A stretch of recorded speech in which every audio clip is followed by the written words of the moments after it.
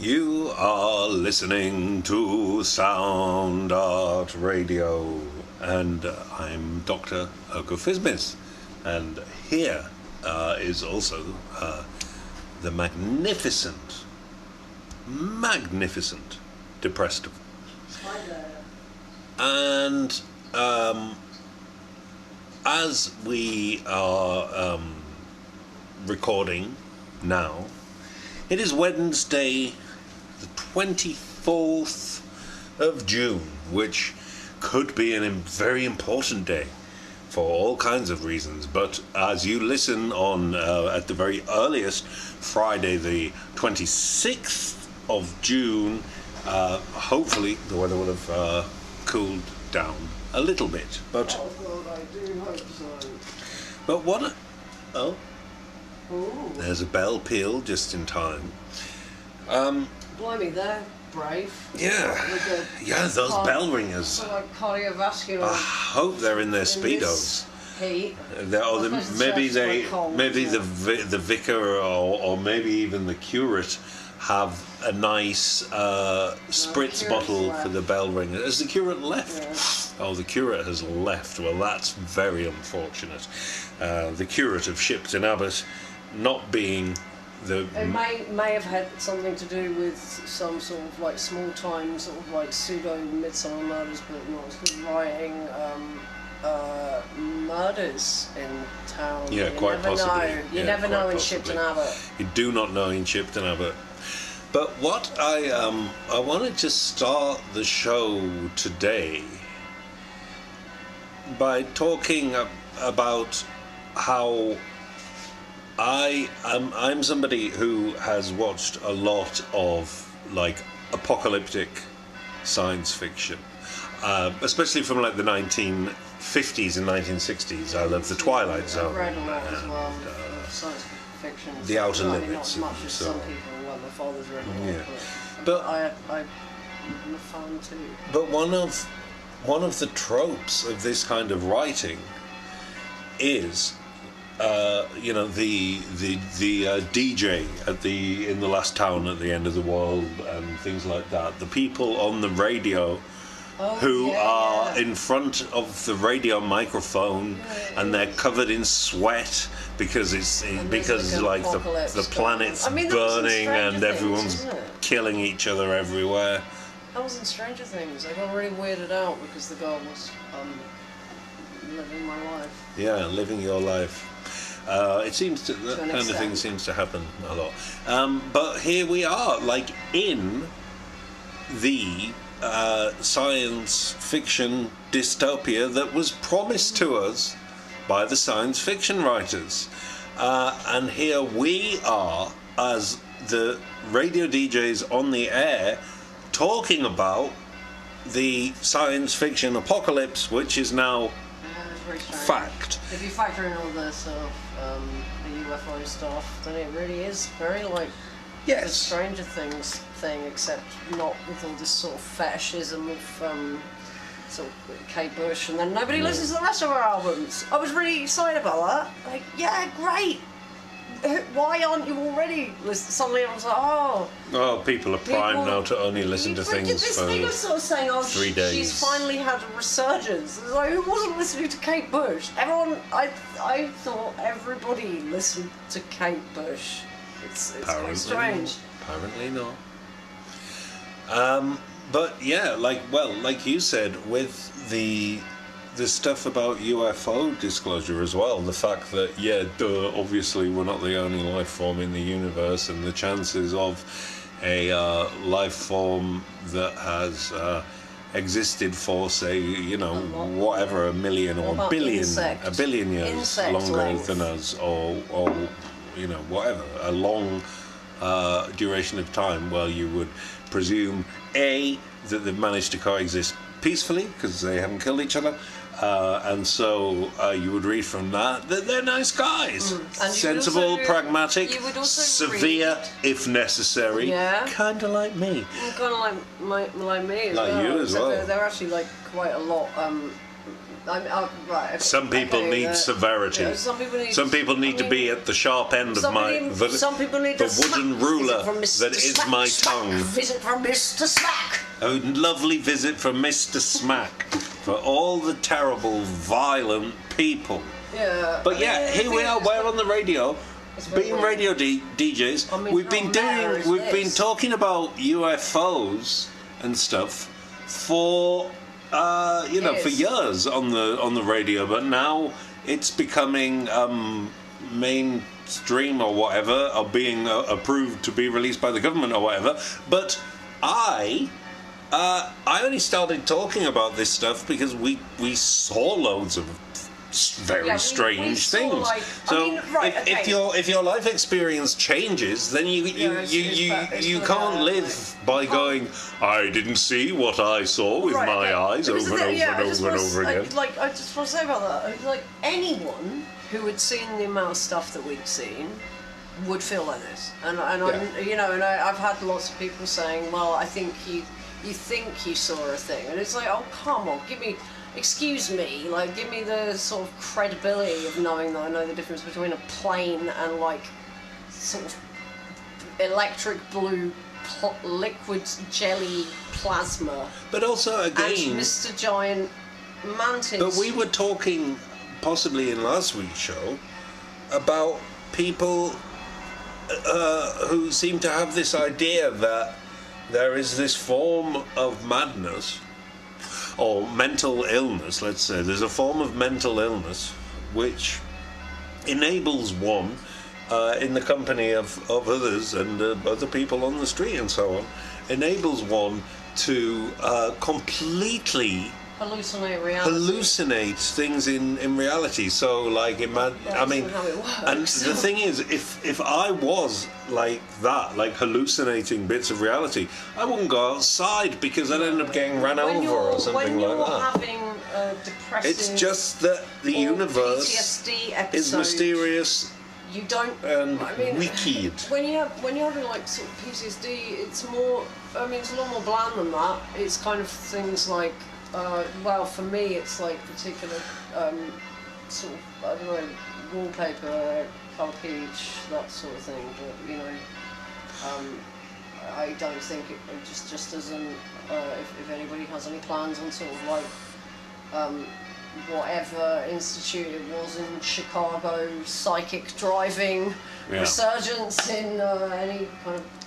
It's not the kind of thing that works. Like, that's not how it works. Yeah. But I always kind of hear this thing about sort of the whole people talking about mental health and like sort of brainwashing as if it's like conspiracy. Obviously, like Chris Morris made that film about sort of how governments tend to operate, which is they target vulnerable individuals and then they sort of groom them into things, and other violently sort of predisposed groups tend to sort of groom vulnerable people, but you know what I mean. It's not like a grand master plan. It's sort of very easy to traumatize someone. So like with the whole society, it's traumatic. They're not like they don't have like really a particularly good method. They're just really really horrible. That's how it works, and that's what we all have to deal with on a. I've got to know scale in the last few weeks because of my friend's website.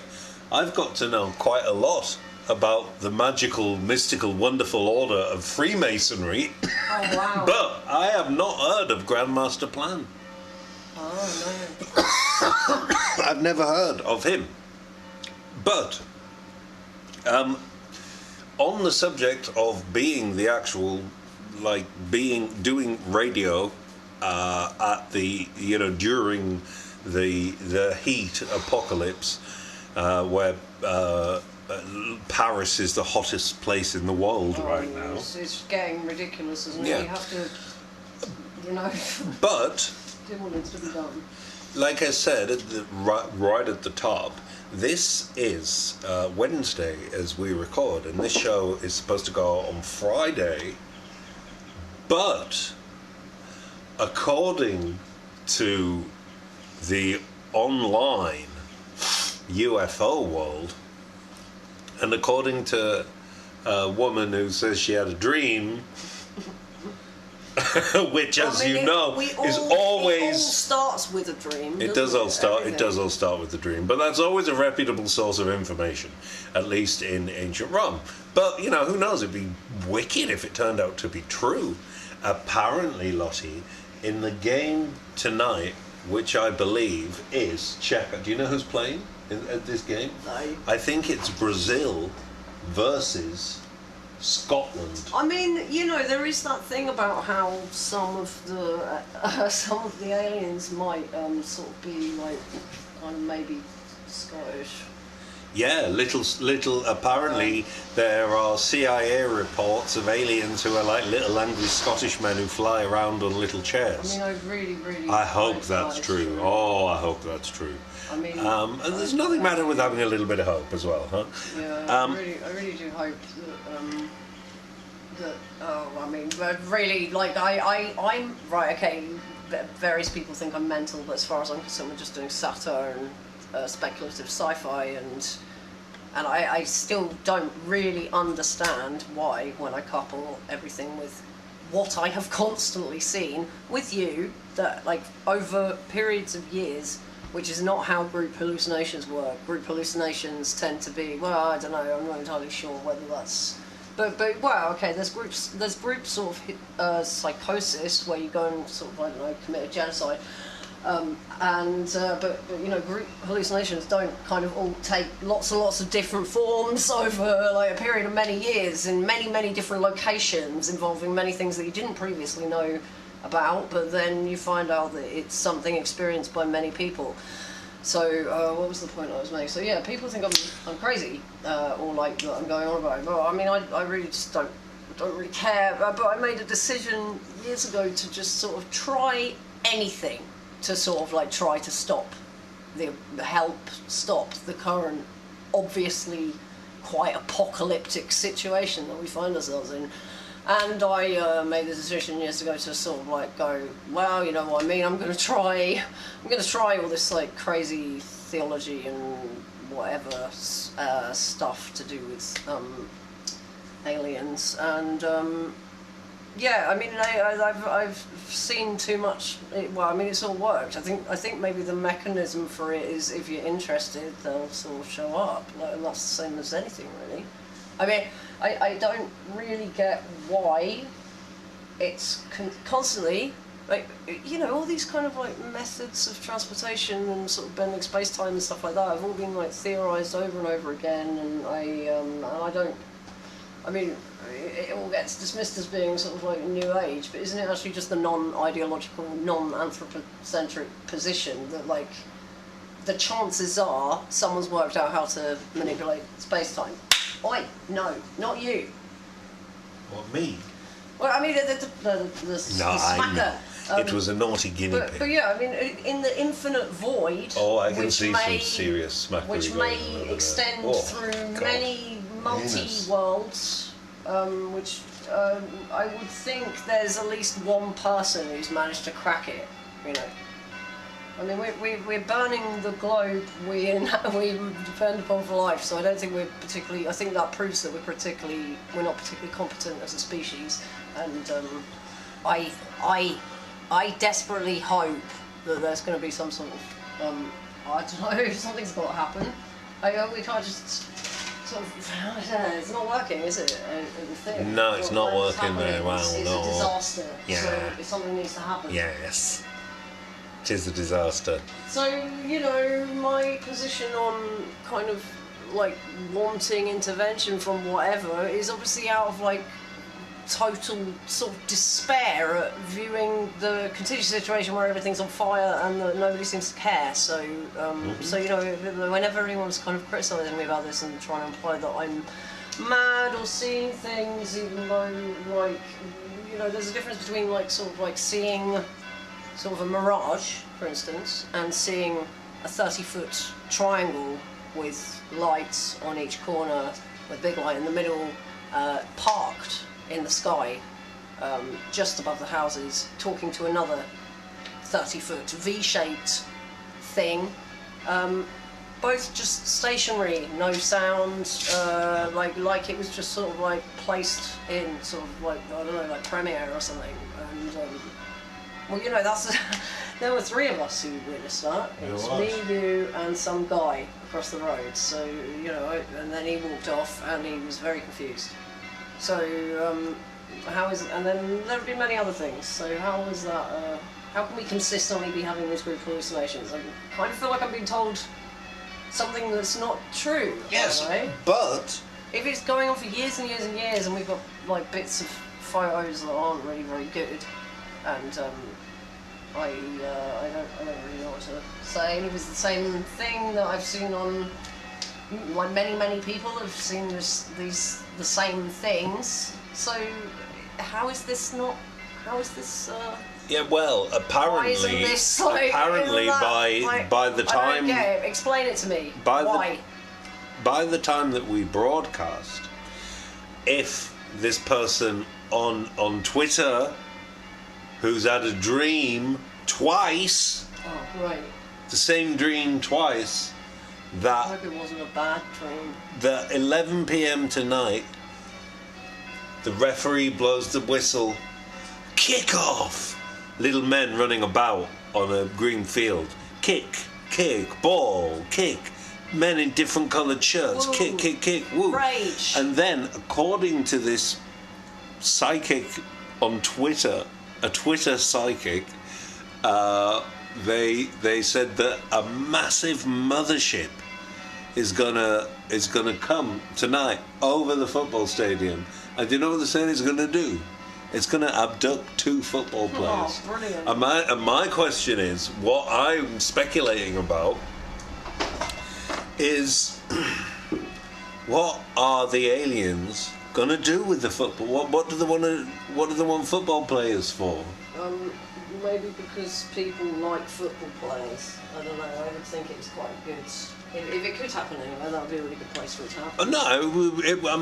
I'm not disputing that showing up in the football stadium is that's a great place to do it, because most of the world will be what you've seen aliens appear over a football stadium. There's things like weird little ball things that fly about. No, but they're saying big mothership tonight over the football stadium, and it's gonna abduct, and the alien's gonna come out apparently, and I don't think it's gonna happen. and then, well, I mean, I hope it does. It'd be amazing. The aliens are gonna come out, and then they're gonna take 2 footballers with them, and do you know what that means, Lottie?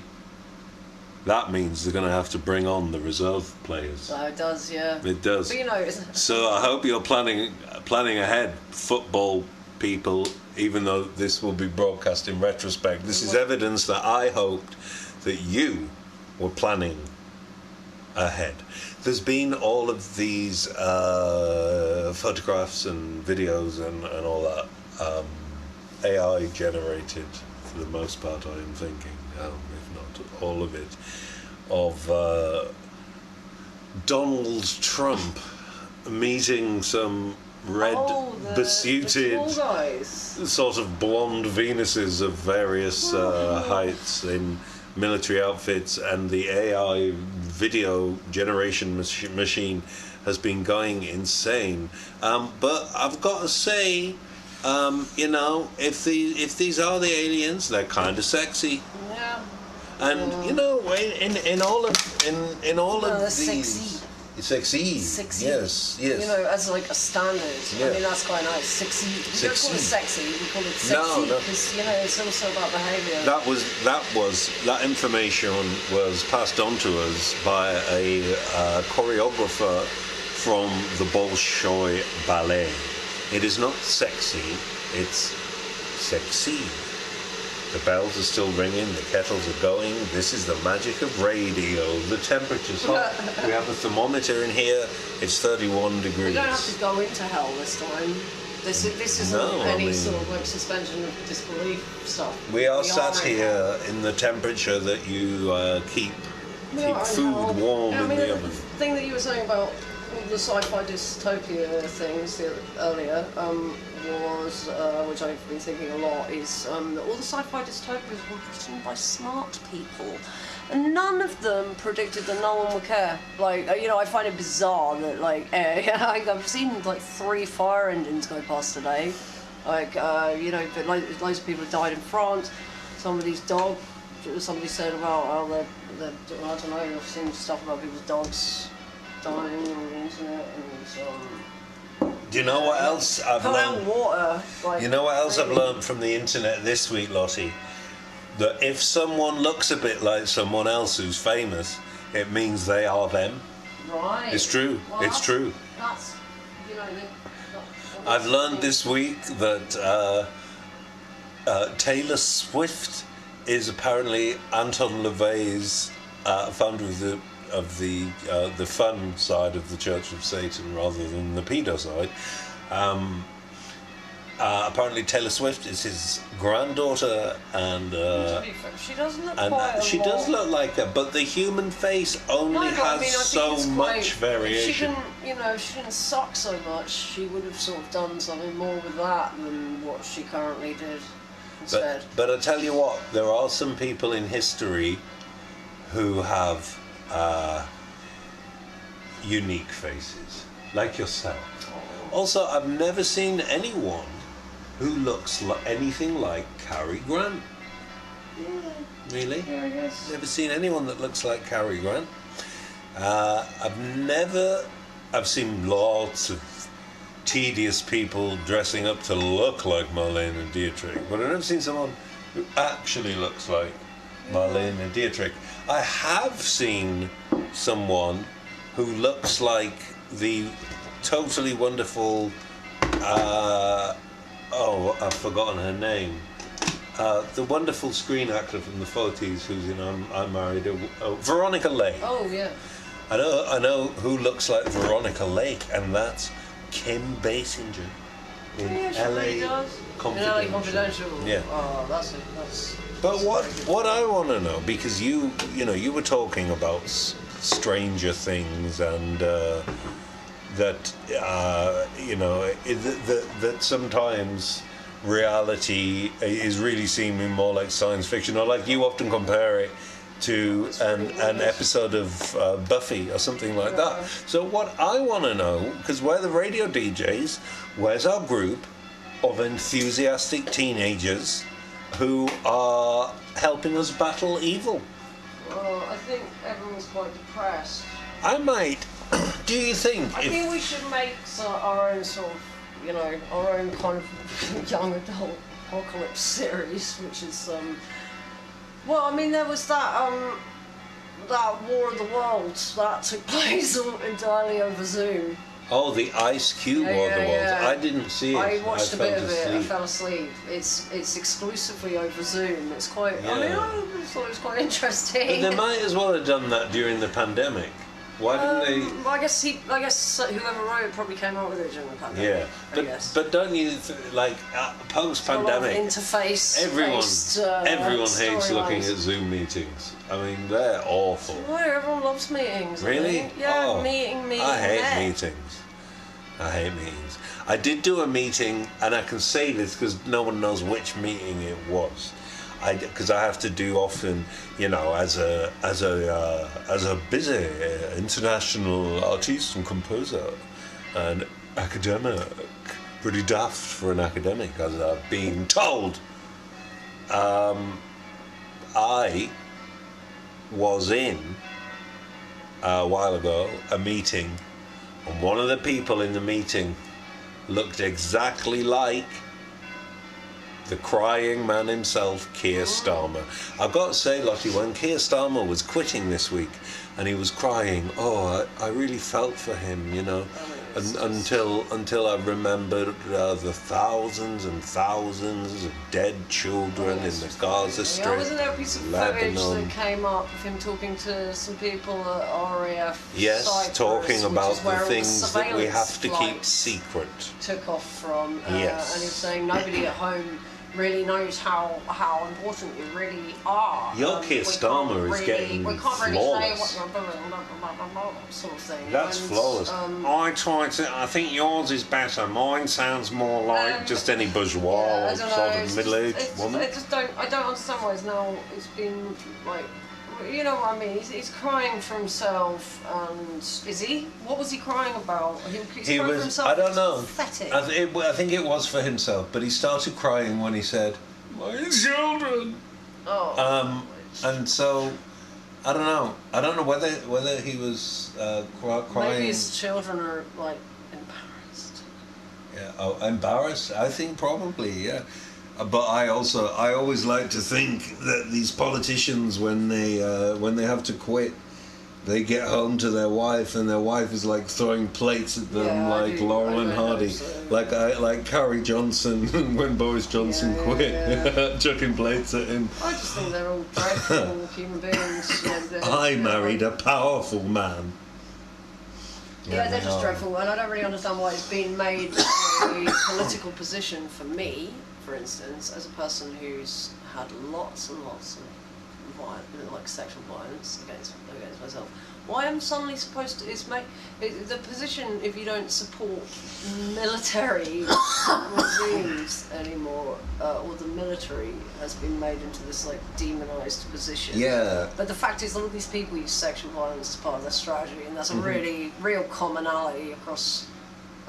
Just, you know, I think that's, I mean, it's like... Yeah, but also, I mean... So I don't know why I'm being asked to... it's laughable that we're being asked to support this. I'm not supporting that. What are you on about? No, I'm not. We don't support the military here. Because... I mean... Well, it's designed to kill people. It's designed to kill people, so no, I don't. I mean, you know, in theory, a sort of like a cohort of like big, sort of trained, strong guys to like, I don't know, sort out the climate apocalypse that we're currently in, or like earthquake relief or whatever. In theory, that's really good. Like delivering, like stuff that like you need big blokes who. Could they all be? Or like, you know. Could they all be like oiled up? I don't know if they'd want to be. No, I mean, it's really hot. But you know, I don't know, like people who are like emergency responders and stuff like that. They're like, they're amazing. Like they're really, really good in a crisis, obviously. But like, so in theory, it's a good idea to have like. But you know, they need to like be asked to not go and kill loads of people. Like it's just crazy. I can't understand. I don't understand the society. I do not understand. I feel like I'm living on I feel like I'm on an alien planet. It's just bizarre. I don't understand. I do not get it. Yeah. You reminded me. I don't understand what anyone's talking about. Like, it's really weird. Sorry. You reminded me of when we were doing the show, The United Kingdom of Earth. And I still think about it. This quite a lot, that during the Christmas scene I really wanted the father character to be this was our show, by the way, that had Andrew Sabisky, who turned out to be the most right-wing member of Dominic Cummings' Weirdos in it. But I wanted John, the actor who was playing the father, to come into the Christmas party in his robot outfit. But then, and you know, John can be a pretty wild performer, and what I thought would be wonderful to do for this Christmas scene is to, just before he puts on the tinfoil robot outfit, just to gently butter his arms and his legs and his torso, put on some rosemary, some other Christmas herbs. I don't know what other Christmas herbs are, but other Christmas herbs. Thyme, rosemary and thyme and sillage. And then once he's buttered and basted, then he puts the robot suit on, and the scene was about 10 minutes long or something, the scene. So he wouldn't have been on stage for a long time, but he would have been on stage long enough for those hot stage lights at RADA just to start releasing the aroma. Yeah, sort of pre-LED everywhere. Exactly, yeah. Quote. To start releasing the aroma of Christmas from this man's body. Eventually, mainly I think because we ran out of time, we didn't do it. Yeah, we But John and you know, I and John were quite fond of the idea of cooking him just a little bit on stage. What we didn't know at that point was that there are these portions of rich people who like to eat portions of poor people, and so it might have got one of them in the audience a bit too excited, because you never know with the opera crowd. We watched Pink Flamingos last night, and compared to like sort of now, it was really tame. Yeah. Compared to reality. Really tame compared to reality. Compared to reality, it's like a fun children's movie or something. Oh, mad. And of course, wonderful performances from the cast all round. A lovely bit of screaming from Mink Stoll, which is excellent at doing. I really, really love her screaming. It's brilliant. Yeah. I have promised you a good screaming role one day, haven't I? A good screaming role. Because, darlings, you know, of course, as well as being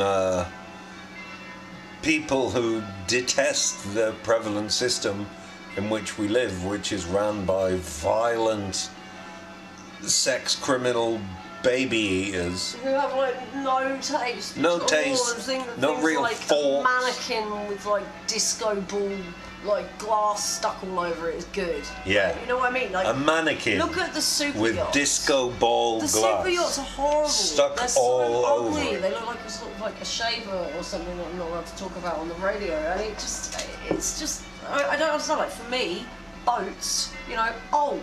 Battered, bit like, rickety, sort of that thing where it's with like a name like Esmeralda, well, that thing Dolores, like canal boats, that thing where it's like red and the paint's coming off, and like that's the kind of thing that I like.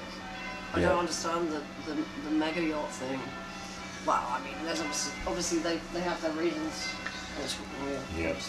Dear listeners, due to the heat, Lottie is wearing a very skimpy little number indeed, and I have to admit, I love the sight very much. But Lottie, you could describe to the listeners what I'm wearing. Oh, I was going to say, you look like the Oracle of Delphi, but you're usually the high priest capacity, aren't you? But why don't you write some like pentameter or something? Yeah, I can write you some. I can write you some pentameter. It's hexameter, I think. Oh, hexameter. We'll come back to it next week if you want. Yeah, of course. But yeah, you really... I'd have to check what like hexameter is related to pentameter. This bay leaf thing. I've got a little chain on my head with a bay leaf on my short cropped hair. I've got one black eyelid and one red eyelid. I've got a lovely majestic cape adorned with little pieces of golden bling, which look like the stars against dusk, which is a pretty good analogy for what I am, listeners. The stars against dusk. And yes, as Lottie said, I'm so hot.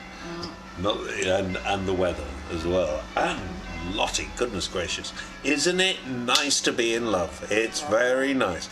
Because it seems to me that an accepted social norm is to be in a relationship where you hate the person who you're in a relationship with, and I don't understand that. I like being around people who I like. Me too. Yes. Can you hear those bells still going? Those bells, they're saying, they're coming tonight. Coming to the football game. Actually... Well, what about all those videos we've seen of Mr. Smack? Oh, Mr. Smack. Where does Mr. Smack show up? He shows up at the football. Mr. Smack shows up, pegging it through the football ground. Whoosh! There he goes, Mr. Smack. There's all kinds of videos of him on the internet, and he rushes around to smack people on the bottom. Smack, smack!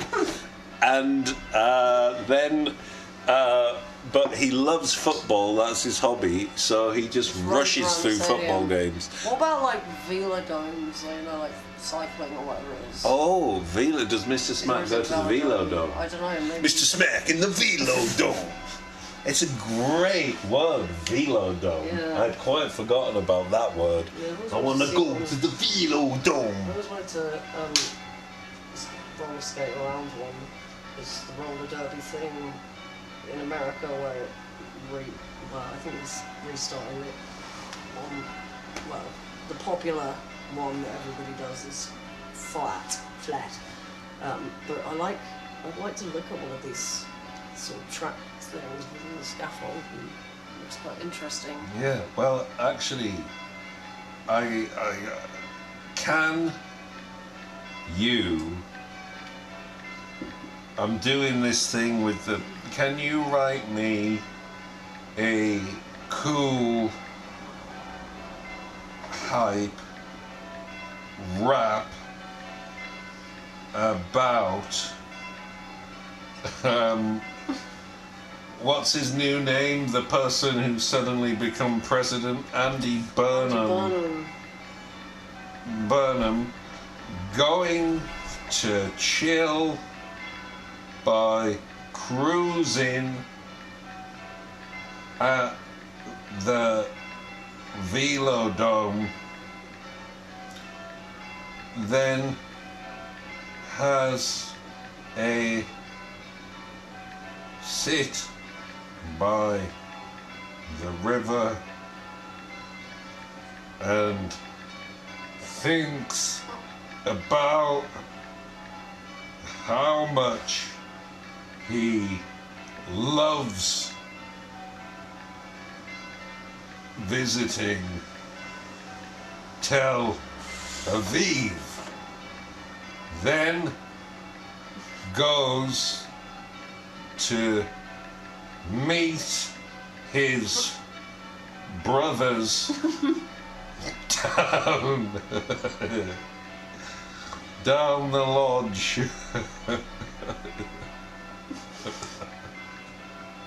to watch The Matrix and get really drunk. Actually, no, they're going to watch Eyes Wide Shut. To watch Eyes Wide Shut and get really drunk. Yes, yes, yes, yes, yes. Now, dear listener, all I gotta do is get me some freaky AI beats, AI hip-hop beats. That's what I'm gonna need. I need those AI beats. Yeah, yeah. Oh, I mean, there's the reggae option as well. Yeah, I mean, depends. Like the velodrome. Oh yeah, velodrome. Yeah, it's gotta be right. It's gotta be hip hop. Have I used this one? I think so, yeah. I don't think it matters. No. What do you think, listeners? Well, Does it matter? Well, they can tell us next week. Oh, I've definitely Unless there's used like that. a recursive nature to time. Whoa.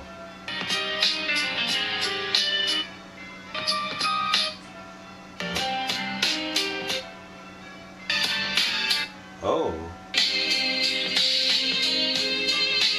Okay. Here we go.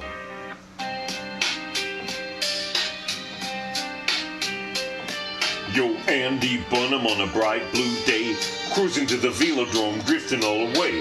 City in motion, got the skyline glow. Pedals keep turning while the cool winds blow. Roll past the track, hear the crowd go mad. King of the North with the energy he has. Fresh white trainers, shades on chrome. Everybody knows when Andy's in the zone. Then he heads riverside, takes a seat alone, watching water ripple while he checks his phone. Thinking about sunshine, beaches in the bay, dreaming of Tel Aviv summer holiday. Golden coast nights, neon in the air, street lights flashing, music everywhere. Smiles to himself, says what a place to be, then skips a stone twice across the sea. Yeah, yeah, yeah, give it up. Andy on the move, yeah, he's pushing through the night. Velodrome wheels in the city looking bright. By the river dreaming, got the whole world in sight. Then it's down to the lodge, with the lights getting bright. Now it's evening time, got a text from the bros, meet us down the lodge, mate. Everybody goes, pulls up to the spot, his laughter erupt. Whole crew assembled and their glasses fill up. Movie on the screen, curtain shut tight, eyes wide shut, running deep into the night.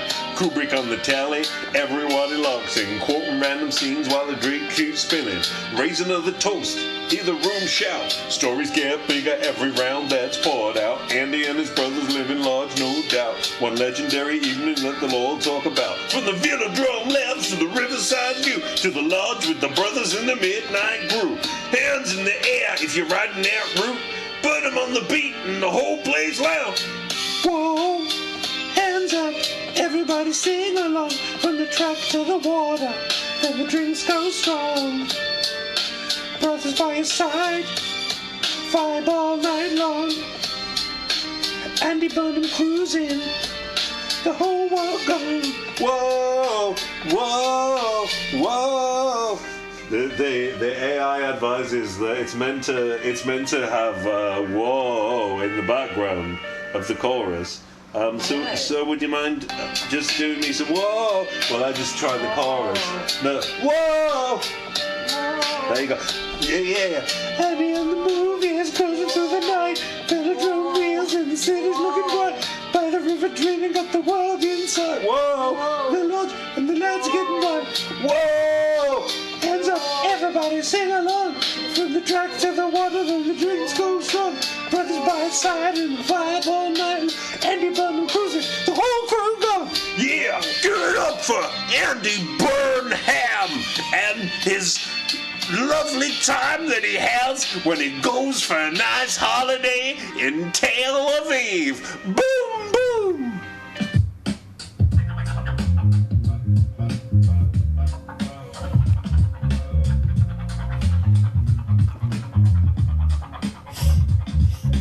Jason Jorjani, Promethean man, got a master plan nobody else can understand. Jason Jorjani, lightning in his hand. If the crowd ain't listening, build a brand new land. Promethean man, talking to the cosmos while he's strutting through the sand. Jorjani, take a stand. When the world says nah, he says you don't understand. Jorjani in the mirror looking sad as can be, scrolling through opinions thinking why not me? Nobody's listening, the lectures ain't hitting, so he's sitting in his chair with his grand vision spinning. He says, wait, I got a cure for this malaise, an and immersive audiovisual maze. Projectors, lasers, 20-foot displays, objectivist vibes, 14 consecutive days. Everybody puzzled, everybody confused. He got 1,000 concept sketches ready to be used. Promethean energy, cosmic confidence, powered by a level of self-belief that's immense.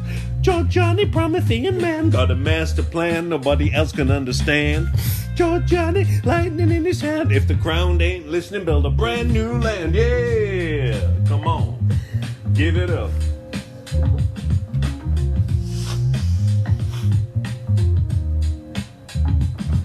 Then it's off downtown for a roll neck sweater, because every great philosopher looks 10% better. Fresh knit turtleneck, confidence restored, walking like he just discovered a forgotten lord. Then he hits a bar, everybody think he's thirsty. Bartender says, what'll it be? He says, actually, straight to the toilet, right back out the door. Didn't buy a single drink, ain't spending anymore. The patrons are stunned, the staff were in shock. He executed the maneuver, precision of a clock. Roll neck gleaming, stride immaculate, a man on a mission, utterly passionate. Jason Jorjani, Promethean man, got a master plan nobody else can understand. Jason Jorjani, lightning in his hand. If the crown ain't listening, build a brand new land. Yeah, yeah. Come on.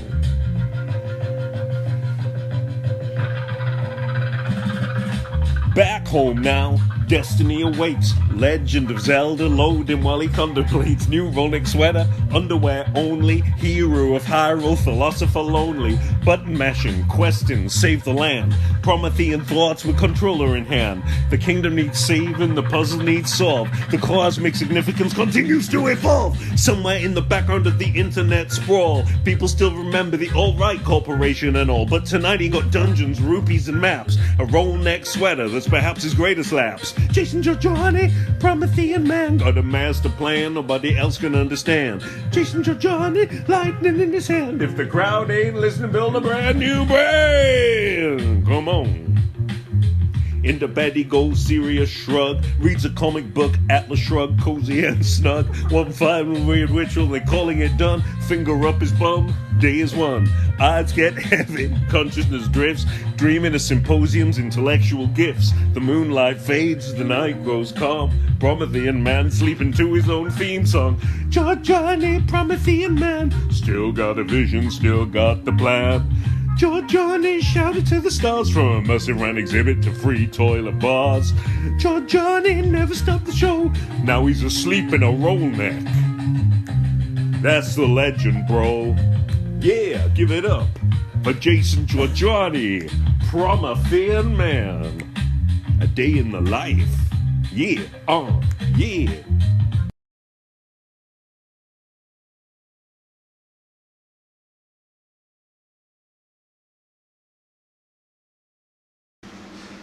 It is now, dear listener, Thursday the 25th of June 2026. And I'm really, really disappointed to say that the giant mothership did not turn up. Well, it might have done, but nobody might have been no one knows. Maybe. They might have not known. I think what probably happened was the psychic lady online probably made a lot of money and got a lot of YouTube hits, didn't they?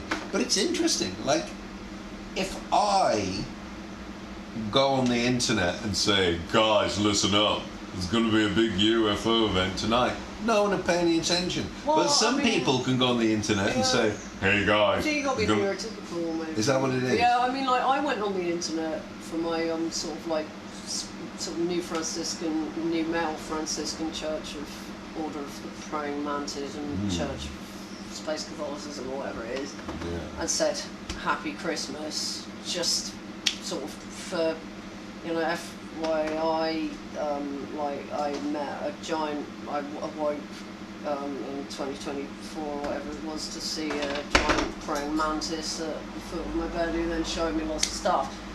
So I did that, and then lots of people said, I don't know, it was a strange reaction. I mean, and then I was talking about sort of like, you know, could be a Jungian archetype. Still, that's quite interesting. I learned a lot about insect taxonomy from meeting the mantid, which I didn't previously know. So, I mean, that is a bit strange, isn't it? I don't know about insects. I don't know about praying mantelpieces, and but now I do know all about how they stuff to do with how their eyes interpret polarized light, and so I don't know how I would know. I would learn that specific stuff if I hadn't observed the animal's behaviour. Well, you don't have to, like... Yeah, but that's the thing, I went on... the reaction I get is somebody finds a way of telling me that I'm some sort of evil thing that I'm not allowed to say on the radio. Yeah, but anyway, it's been the fact that there are some things in the universe that we don't understand has now been declassified by governments worldwide. Oh, they found more evidence of ancient microbial life on Mars. Yeah. Again, no, I mean like another one today or something. Oh, right, cool. Well, there's life, obviously, I think it's probably clear that life is the standard across the universe rather than the exception. And life will take all kinds of forms that we can't even imagine. This thing about plasma being sort of like maybe kind of some weird fourth state of being or something, it's very strange. You should read about it. Yeah. Well, you were treated then to an amazing hype rap about, if you're not familiar with him, you got to look up his videos because it's really funny. The Promethean Man, Jason Jorjani. Regular listeners to our show will know that we have discussed the controversial topic of the Promethean Man, Jason Jorjani, once or indeed maybe twice, 3 times before he's come up into our topic of conversation, because he is one of those gifts that keeps on giving. He's one of those. A lot of the right wing. Yeah. He's one of those guys who says, "I'm not a Nazi," and then a sentence later says Hitler should be on the banknotes. He is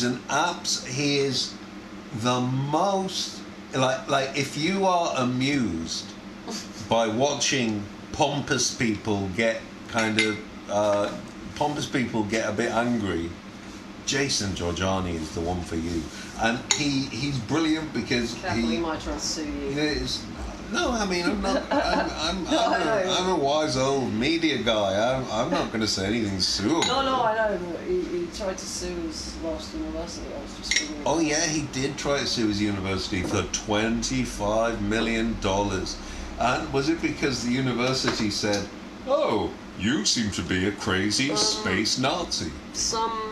Someone who from like Hope Not Hate, a gay Swedish activist, went undercover with the alt-right, all wrong, for a year, and recorded him talking about what he was predicting in the future, which was all, sort of space Margaret Thatcher-y, sort of Viking-y, I don't know. And then he says that he doesn't agree with it, but then I've seen him slagging off, talking about like various current right-wing stuff about Islam, and then they say they're not like Islamophobic. He's not Islamophobic. He just hates Muslims. And it's I just don't understand it. Like, you know what I mean? It's all religion's all sort of basically different sort of words in various languages for the same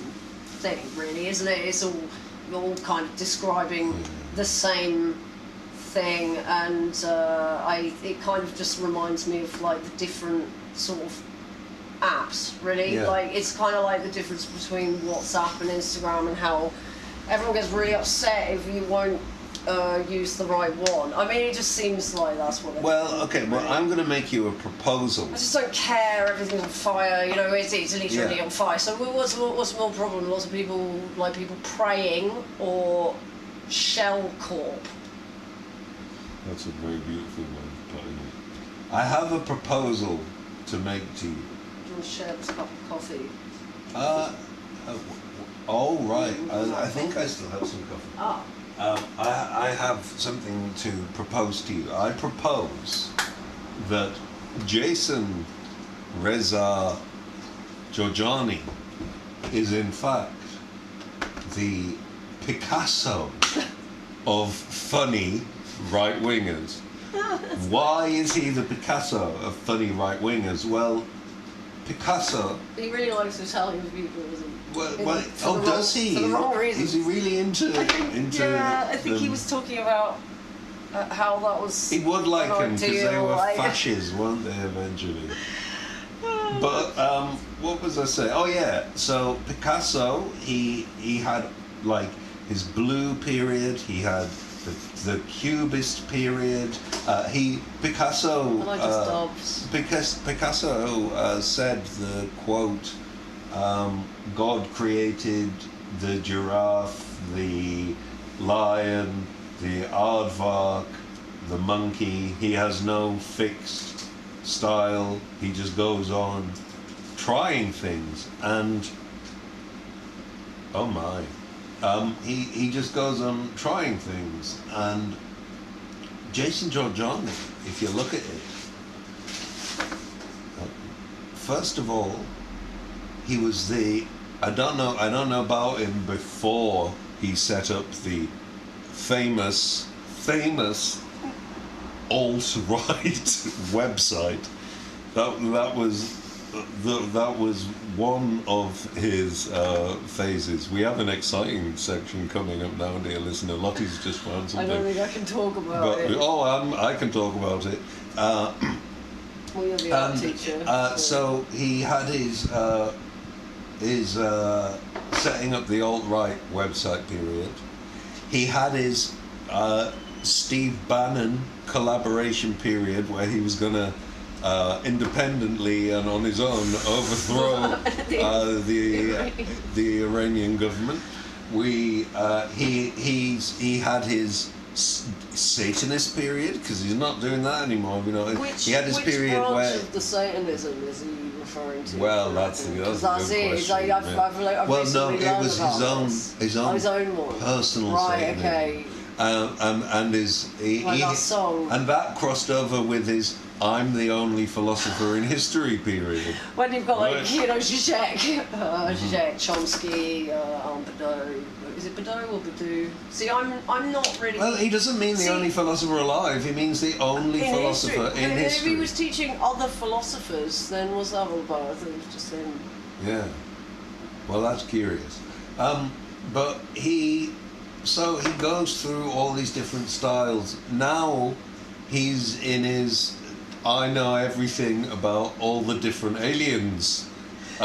His website has the history of the psyop against Amazing. Oh, and also we can't forget one of his his most exciting phases, where he talks about Atlantis all the time. Right. Okay. With the Atlantis thing, I hear a lot of people talking about that, you know, as a real sort of new agey thing. But like they talk about all this idea of like a lost civilization. Because the idea water that there were rose. civilizations before us, maybe. Because the water rose. Now, what do you notice about that sentence compared and like what we're currently experiencing? Yeah, it's interesting, isn't it? They all talk about like, I've been in Devon for a while, so they all talk about like contrails and stuff. But like, you know, there is like petrol pouring out of the back of planes. That's what I've never understood about this out of chemtrails planes and giving us all asthma. We know what the things are in the sky, and no, they call them chemtrails, don't they? It's contrails. Yeah, but they call them chemtrails. Mishearing of it, isn't it? But like they're literally no. They think that the planes are also spaffing out something else.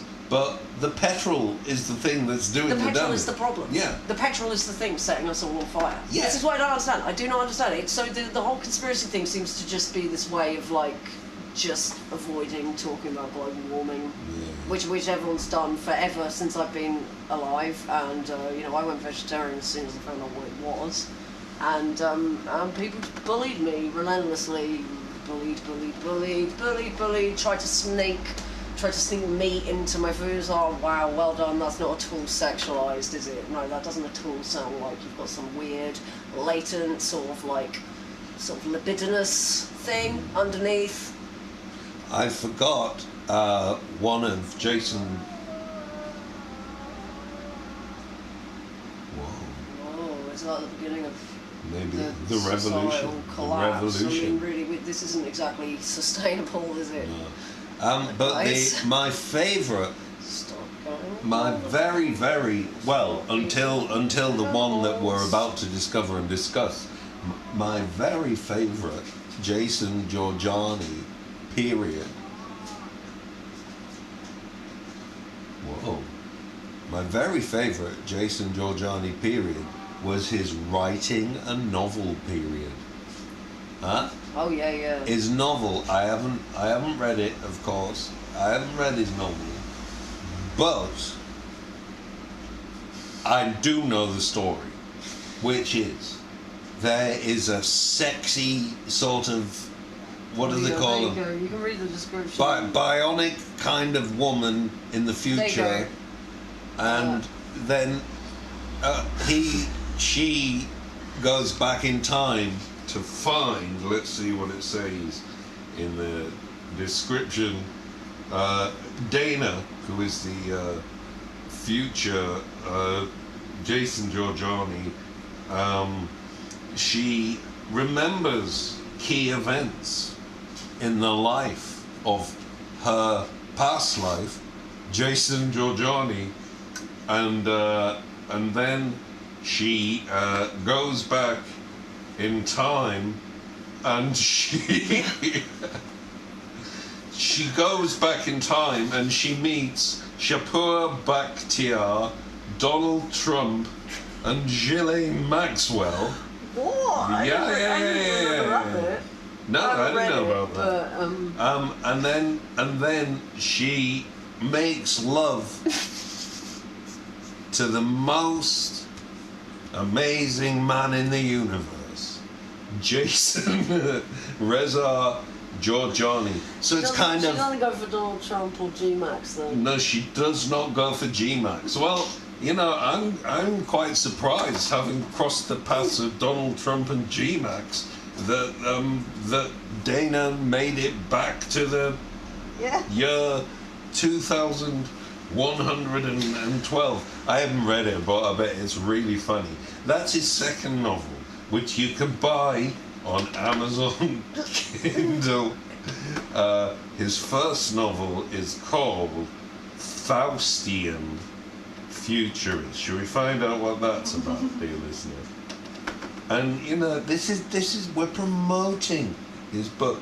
Okay. I mean, you know, I don't really care, but I mean, I think everybody's sort of completely insane, and you're just sort of setting everything on fire. It's just like it's literally on fire all the time. So I'm out of this. I don't understand your society. It makes very little sense to me. People try and attack us through the window. It's just all very, you know. Oh well, Lottie. But you know, I don't do what you gotta do. In Faustian Futurist by the Promethean man, Jason Reza Jorjani, the protagonist is called Nikolai Alexandrov, a New Yorker of questionable, and then it says in speech marks, Russian ancestry.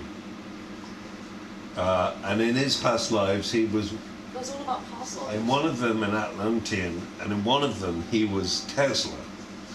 And it's got something to do with UFOs and the discovery of neo-fascist plans to establish the Fourth Reich. Well, isn't that what he's into? Well, I mean, yeah, it's sort of like, I mean, I would have thought the kind of like, as the UN said, continued genocide at this point would sort of say that we're not exactly in like peacetime, really, are we? And again, everything's on fire, and there's lots of other genocides. But Lottie, as well, I've got to tell you, Faustian Futurist, the first novel by Jason Jorjani, available on Amazon Kindle, is it comes with a warning.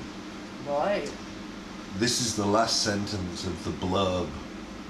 This is not your typically cerebral science fiction novel, but a horror story shot through with lurid sex. Wow. And ultra-violence. And then it goes on to say, consider yourself forewarned. Wow. Ultra-violence. Yeah. Amazing. I've had enough of ultra-violence. Yeah, I've had enough of I ultra want violence. ultra wibbly land instead, like, you know, instead of like where everyone's going tra-la-la-la, Yeah. woo. Um, Like people are sort of like running around, sort of, I don't know. Now you. I think that's what Nietzsche wanted. That is what he wanted. That's what he was talking about. That's it. Yeah. He also the Nietzsche thing. I mean, yeah. I think a lot of people have kind of massively misinterpreted that. Oh dear. I mean, he dropped out of society in the same way that Nijinsky did at the end of his life. Oh dear. Because some people, I don't know, he just got really famous, and then I think he fell into autistic depression, as so many of us do. Whoa. But yeah, he wasn't saying go and kill loads of people. Like, you know, he said instead of thou shalt not kill, it was something like, instead of like thou shalt not kill, Nietzsche was sort of saying, why would I want to? It was kind of like I would prefer not to, the Bartleby thing. Like, as in like, why do you need to say, with like murder, why do you need to say you shouldn't do that? Shouldn't it be that you don't want to do that? Yeah. Oh no, what is it? I'm scared. Well, I mean, like I was saying, goodness. Pink Flamingos is really tame compared to now. I tell you, isn't it? everything is tame compared to the Jason Jorjani period, Jason Jorjani Picasso period that I knew nothing about, which is that he is also.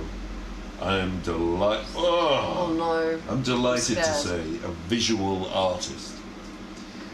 Most of the pieces on here. Oh my goodness! Most of the pieces on here, in his visual art section. Well, what's interesting? I think they're all made in like Photoshop using they're all made with like the mirror function. And well, at least it's not AI. Using different mirrors. Well, I think some of it maybe is. But that's what I'm going to call anything that I do from now on. But what Jorjani's painting, or what Jorjani's artwork generally looks like is like those rugs that hippies put on their walls. What are they? What are Not they rugs, called? like those you know those mandala things. Yeah, but they're like hippie. Thingy. He makes hippie art. Jorjani, I know you're going to listen to this because you can't resist listening to someone like yourself. What's with this hippie art? I didn't think you were a hippie. You know what? Your hair's quite long, actually. My hair is really close cropped. My short-haired. My opponent. I make art, and none of it is hippie art. You could never mistake it for hippie art. Oh yeah, I mean, he really loves using the hue and saturation function. The stuff that doesn't look like hippie wall art all seems like variations on the gaping orifice. I didn't notice that. There's some stuff that looks very much like if you commissioned one of those artists who makes like sellotape animals in school to go into a butcher shop and try and replicate a Giga painting. They're kind of, I mean, there's a lot of stuff on here that looks like bumholes. Do you reckon he met Mr. Mantis? Giga. What, Jason? Giga. I think quite possibly. I reckon he met Mr. Mantis. Oh. I mean, he's got a really big head, kind of like the alien thing, but they're very nice. And Jorjani. They don't want to eat other people. Jorjani, you long-haired hippie. You know what I'm looking at now on your page? Say it in the Hunter S. Thompson voice. My long-haired opponent. I am looking at a piece of artwork on your page, and it looks like tie-dye, mate. It looks like a tie-dye. It looks like a tie-dye t-shirt. But if you were wearing, I mean, this is one of the most horrible works of art in fact, quite a few of the works of art on here are pretty horrible. I mean, you do see this kind of thing, Jorjani. You'll be delighted to know in like small middle class bourgeois towns. Yeah, but that's you see stuff a bit like this in some. I did watch. There's a horrible one of a lady's bottom.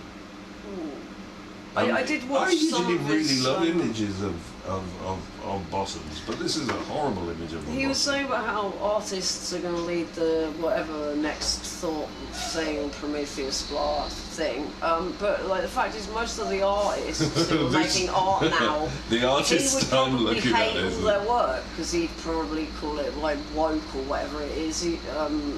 Because like art tends to traditionally be anti-fascist unless it's the Italian futurists. Oh, this work, Oz of the Wizards, that's early AI. It looks. I miss early AI. Yeah, but it looks like crayon. it looks like as if a. It looks like as if a Dr. Seuss book was made by someone who works at Facebook. That's it. That's the kind of style. I mean, I can go as deep into art criticism with these images. Oh, now this one, he's done some inversion stuff, and it kind of looks like maybe it's with a photograph of some lace, and the mirroring thing has made this rather funny, pleasant Mr. Manted Man. That could be an AI image, but I don't know. I don't know. I don't know if it's. Isn't it all in its Photoshop? Yeah, I think that looks like Photoshop. This one is. I don't even know how to describe it. It is certainly. I mean, it might be the worst work of art that I have ever seen. It sort of looks like. I mean, it can't be because there's that guy I know. Which guy? On his website.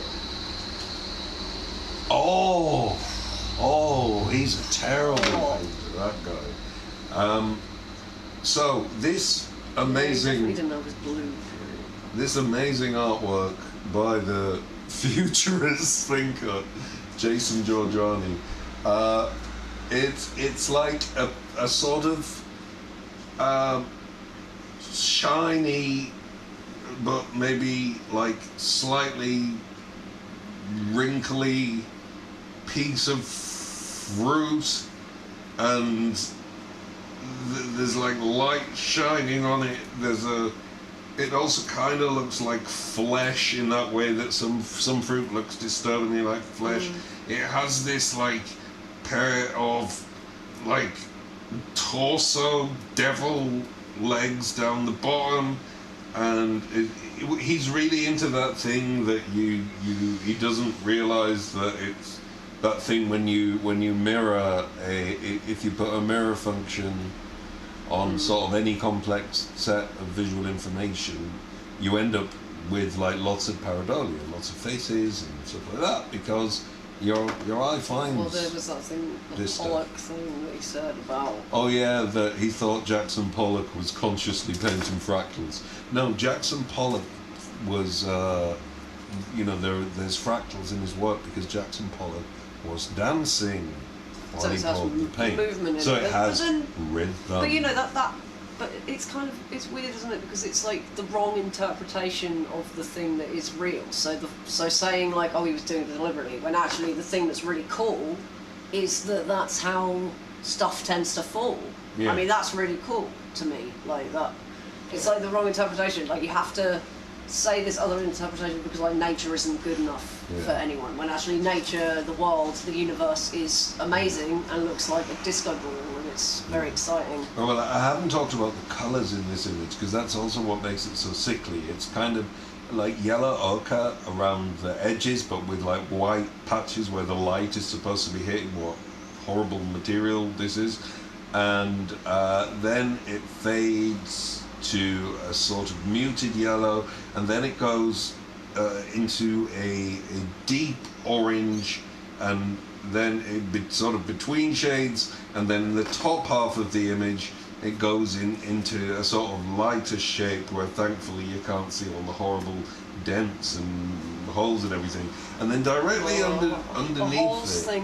What is the what? And then, well, this isn't holes, it's small I don't like ripples. holes. I'm usually into ripples, but these are really unpleasant ripples. I like the novel. And then in the holes. middle of the image, there's this thing which kind of, oh yeah, the whole thing really has the texture, to look at it, of like jelly sweets.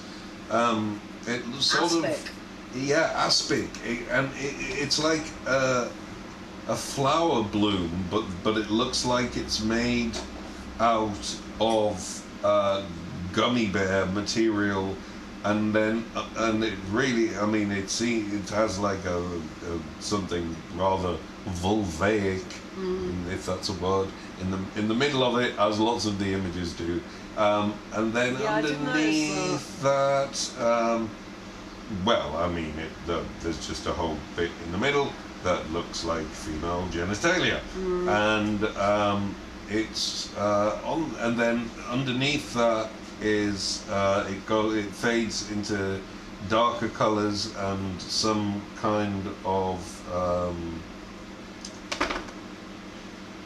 well, a sort of butterfly wing thing around it. Oh, it has, I think it has a I think what it is or something is like a rotten or some nasty looking food stuff, and he's photoshopped some kind of moth, probably a death's head hawk moth, knowing Jorjani.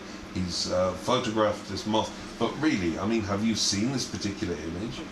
It is one of the most, this is it, I mean, if you can think of a more disgusting and just terrible artwork than this. It's a bit I mean, I think it's like something Qatari would have something to say about that. Deleuze and Qatari would have something to say about it. But Jorjani, do you know what that image looks like? And you know what I'm talking about. This looks like a close-up detail from a 1970s cookbook. Now, if you were the only... aspic. Yeah, it's like a detail of an aspic. Now, okay, I'm going to just look at one more Jorjani masterpiece image. Which one? I mean, there's so many. I don't know which one I should... Oh no, this one's beautiful. A cross-section of Earth. I think this one's been done in like... I think he's finger painted this one on his... It's a cross-section of the Earth with what's underneath. A dark sky. And before the dark sky, a sort of pointillist, I mean, this, Lottie, the tree of gnosis.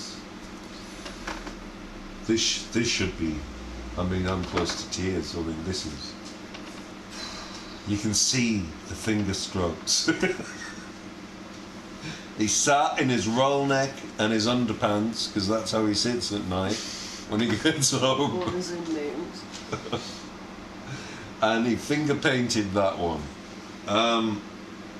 There is, Jason, I'll be honest, if I was, because, you know, I'm sorry to say this, but I've been an art teacher at various periods of my life. I've taught in colleges and universities all around the world. Well, and I will say, Jason, that actually I think that the rhythm of the lines in your lovely Christmas tree, what you drew, it shows potential. There's a little bit of innate rhythm there. I'd say that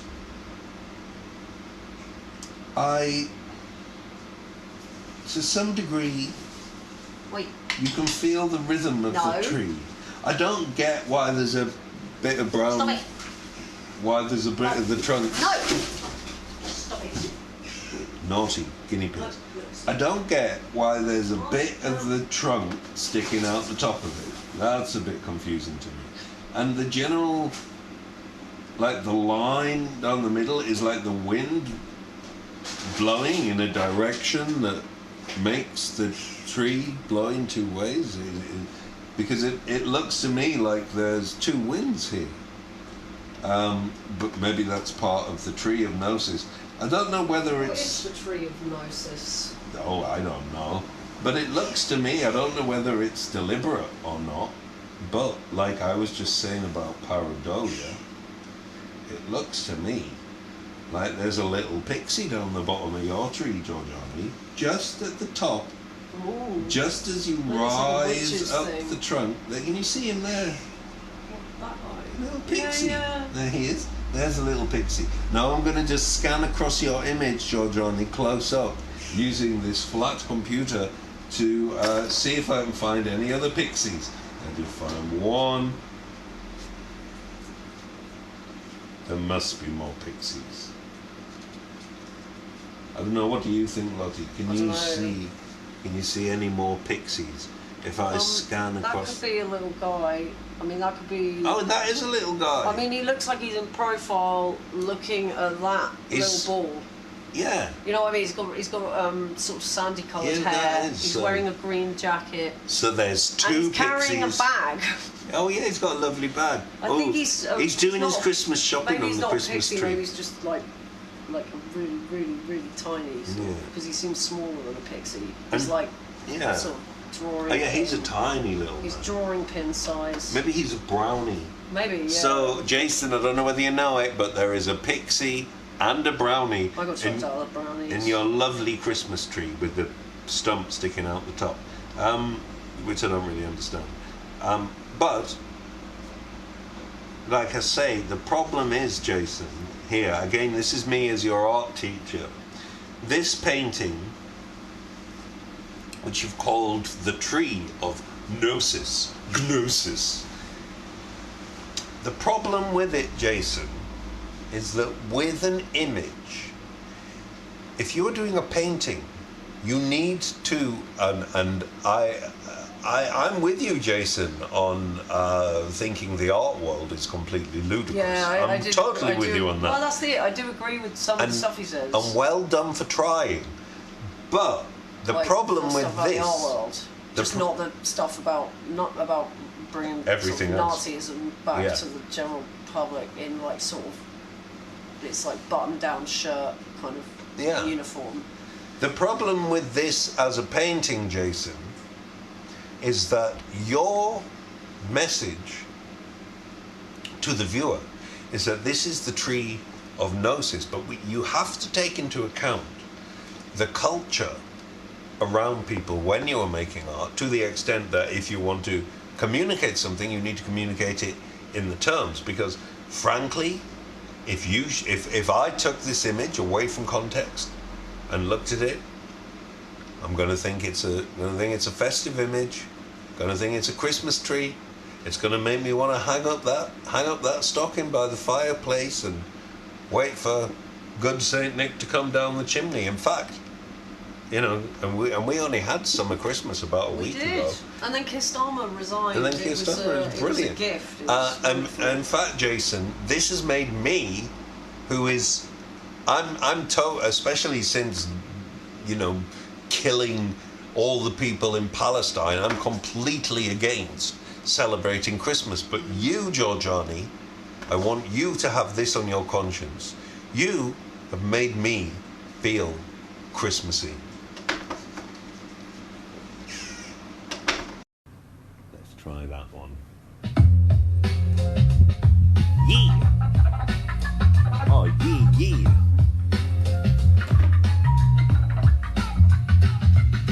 Jason, Jorjani, let him in. Knock, knock, boom, they ain't letting him in. Jason, let him in. Talking about Prometheus again. Jason, let him in. Wants a brotherhood so bad, but he cannot get in. Jason, let him him in. Whole room looking sideways like there he goes again. Roll neck black, got the 1,000-yard stare. Walks up to the lords like he's destined to be there. Stack up big ideas, got a cosmic master plan. Says, I'm the Promethean man there. Like, yeah man, talking ancient mysteries, future at the race. Everybody slowly starting back away in place. Grand speech, wild reach, hands up in the air. Brother at the doorway whispering, this kinda rare. He says, I brought the fire. They said, cool, fill his form. He gave a 40-minute lecture. Now security's informed. Jason, let him in. Knock, knock, boom, they ain't letting him in. Jason, let him in. Talking about Prometheus again. Jason, let him in. Once a brotherhood so bad he cannot get in. Jason, let him in. Yeah. Rejected once, twice, 3 times, maybe 4. Still turning up dramatically outside the door. Got a notebook full of theories and a turtleneck fit.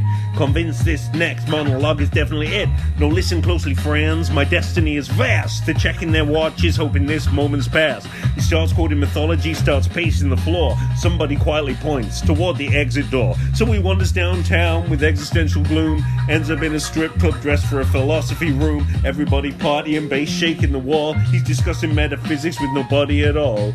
Lights flash right, lights flash blue. He's explaining Nietzsche to table 2. DJ dropping bangers, crowd going berserk. He's diagramming destiny on a cocktail napkin at work. Yeah, give it up. Night winds down, gotta head back home. King of the solo mission, sitting all alone, pulls out Ayn Rand, reads a chapter or 2, nods dramatically like, objectivism true. Does one deeply private thing, calls it night, pulls up the duvet, turns out the light, stares at the ceiling, contemplating the stars, thinking how the world's not ready for his memoirs. Dream a secret handshake, dream a grand acclaim, dreams the lodge finally remembers his name. Alarm clock rings, new day begins, back at the front gate, please let me in. Jason, let him in. He'll be back tomorrow, guaranteed again. Jason, let him in. Promethean speeches from beginning to end. Jason, let him in. Searching for a brotherhood eternally pinned. Jason, let him in. Whole crowd singing loud, they never let him in. Brothers, hear me out. Nah, door closes. Yeah, let him in.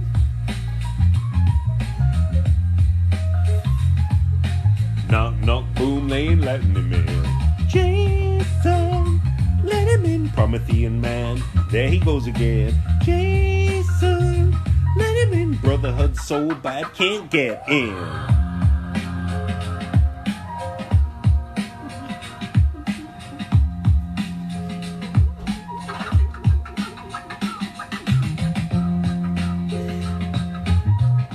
Give it up.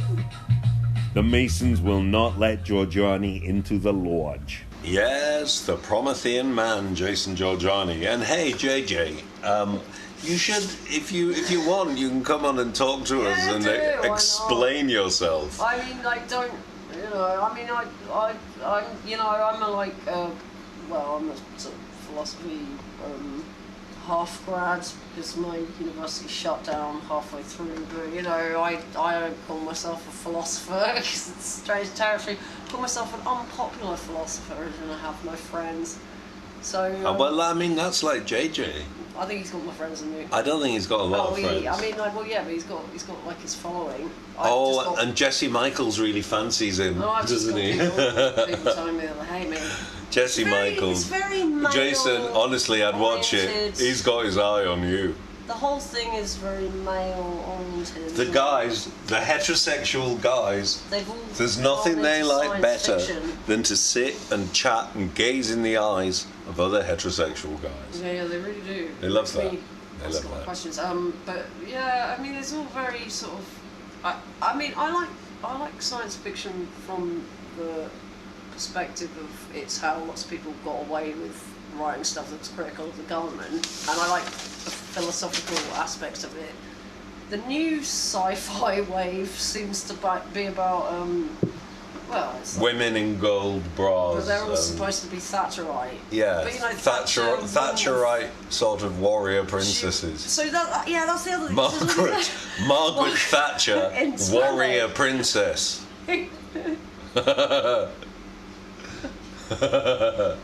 Margaret Thatcher, warrior princess. That's what you are, Jason Jorjani. If you want to dispute that, we can meet on Zoom or something, and we'd love to talk to you. It'd be, you're really funny, so it would be gold. It'd be really funny. Yeah, I did initially. Well, I didn't know he was the alt-right bloke at the time, but when I first saw that Jesse Michaels thing, and someone's talking about, oh, you should bring philosophy into it, I was like, yeah, great. Unfortunately. Oh, no. I thought we meant Wittgenstein or something, but then he said that thing about Kierkegaard, and I got really, really upset. Oh, but there's no philosophers other than Jason Jorjani who can't say can't. He says can't because he can't say can't. So instead of can't, he says can't, which reminds me of a Roald Dahl poem. I can't remember which one. Instead of art, they all say ant. Instead of can't, they all say can't. But I can't remember what that's from, but maybe that's why Jason Jorjani has been getting confused. So get out your old Roald Dahl collection, Jason. Have a little check through. Check you're not getting mixed up. Okay? Now, Jason, I'm no philosopher, but what I am is a fable maker. Well, I mean, you do that. It's sort of like, we're in like the sort of aesthetics and critical theory bit of stuff, aren't we, now? Because we are. Because everything's on fire, so it's sort of like different kind of times, different ways of disseminating information. No, but you see, I'm one of those philosophers who denies being a philosopher. Right. You know, Peter denying Jesus. I'm more of a fun-osopher. Yeah? A fun-osopher. And I wanted to share with Jason, but also with the listeners, some of my moral fables, what I've been writing. Yeah. And then every week, or every now and then, we could share. I'm alone in the room again, and it's happened again. I'm alone in the room fables. like yours, and speaking like the room, but there you are. Okay. Would you like to pick a fable from the pile of fables? Listen to the pile of fables. I'll pick. Well, yeah, I'll pick. I don't know. Am I This allowed fable? to know what's This in fable? them? Well, you can just pick any fable you like. Shall I read this fable? Yeah. Okay, this is a fable, Jason, called Over the Hills and Far Away. And these are moral tales for you to take messages from. And you, dear listeners. It's on a wonderful 18th century lithograph of some people boating, and some trees, and a house, and some people picnicking and pointing. And here is the fable for you. This is a very picturesque scene indeed, with folk having lovely picnics and some of our animal friends crossing the river there. If you look closely, however, you'll notice that the lady in the foreground, she is indicating that the real action is taking place over the hill and behind the large building. If you were a bird, you could fly over and find out. Unfortunately, human listener, you find yourself at a fixed perspective. Not even your AI chatbot can help. Go and find yourself a nice piece of paper and draw what you think might be on the other side, and then you can tell me a story. That's nice. It's a nice fable. I think this one's particularly relevant. Shall I read this fable? Yeah. This is called Narcissus versus the Tempest. And this is for you, Jason Jorjani. And a lot of other people as well. Little man looking at big mountain. Romantic pitted against nature, their long hair blowing in the elements. I am man, bow before me and my hairstyle, and the guy here painting a picture of me silhouetted against the big hill. What the long-haired fellow didn't realize is that in spite of his image of himself, he actually looked rather silly when pitted against the desiccated giant. His friend made the painting anyway. It never crossed either of their minds that his dramatic hair in the wind to make it look so great. It isn't like these guys who just like to hang in nature and Very difficult to read. and get high. Oh right, yeah. I like that one. Yeah, that's a nice I think fable. that summarises the problem really well. What do you think of that one, Jorjani? Okay, I'll read one more fable. This is called Watch Out for Bad Ladies. It's for my mum. Look at this lovely parish church in dear old England. Just imagine how many cups of dilute juice have been filled in between these hallowed walls. They have lovely prayer cushions in there for God's children, young and old, to kneel down on, for we are all children before God. It's a really good job that these kind of buildings are the Lord's house, because it makes a difference from it being the landlord's house. It also means that God can make sure nothing unsavoury, illegal or violent can happen there, because God gets really angry about such things. Many a wayfarer or wanderer has sought refuge in one of these buildings, and many of them have not gone on to be sold in the human trafficking industry.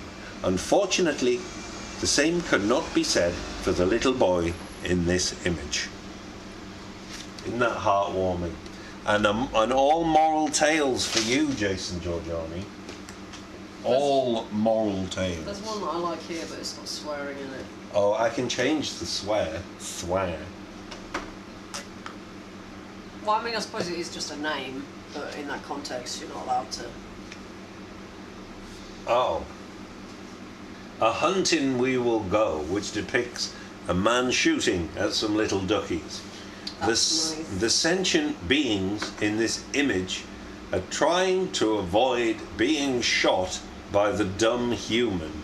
It's okay, because later a lovely witch will soon coax this fat idiot into a cave and feed him to the owls. The duck went on to get a PhD. Now there's a tale with a moral, if I've ever seen one. I mean, they're really nice animals. All animals are nice animals. You really shouldn't be eating them. And it seems that people view animals that, like, because they can't, like, speak French or something, that they shouldn't be killed. But, like, I've lived with enough animals to find that, you know, you come to a sort of third synthesis and you can kind of understand each other. You say that, but one of our guinea pigs does speak French. Oh yeah, you know, I'm not good at monetising stuff, so Yeah. it's just never going to work. Regardless of what I'm selling, no one wants it.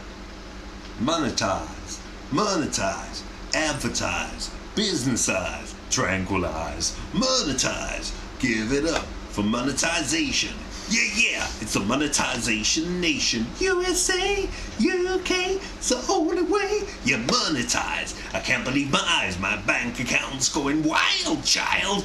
I better get into the human trafficking industry like all the cool guys. Ooh, I'm gonna join the Masons. Yeah. Yeah, ancient world, modern world, royal babies, celebrity babies, history babies, yeah. Now come on. Now everybody say, famous baby, everybody loves a famous baby, famous baby, whole world knows that famous baby, hands up high for the famous baby, everybody shouted, famous baby, King Tut wrapped in the Royal Navy, golden little pharaoh, famous baby. crowns and jewels, destiny waiting. Famous baby got a whole kingdom gazing. Baby Moses floating on the Nile stream. Famous baby in a basket dream. Pharaoh's daughter saw him drifting by. Famous baby with a future sky high. Baby Isaac promised from above. Famous baby born faith and love. Baby Samuel everybody knew. Famous baby with a mission to pursue. Ancient stories everybody knows. Famous baby legend only grows. History books keep turning the page. Famous baby rocking every age. Famous baby, everybody loves a famous baby, famous baby, famous baby. Whole world knows that famous baby, famous baby, famous baby. Hands up high for the famous baby, famous baby, famous baby. Everybody shouted, famous baby. Lindbergh baby all across the nation. Front page news and global conversation. Everybody watched, everybody prayed. Famous baby, headlines every day. Prince George with the cameras all ready. Famous baby, worldwide already. Princess Charlotte giving royal waves. Famous baby, everyone came to praise. Prince Louis making people smile. Famous baby with a raw style. Archie and Lilibet, end of the scene. Famous baby moments on every screen. Blue Ivy Carter, everybody knew. Famous baby from the day she came through. Northwest 2, all the headlines burst. Famous baby from the very first.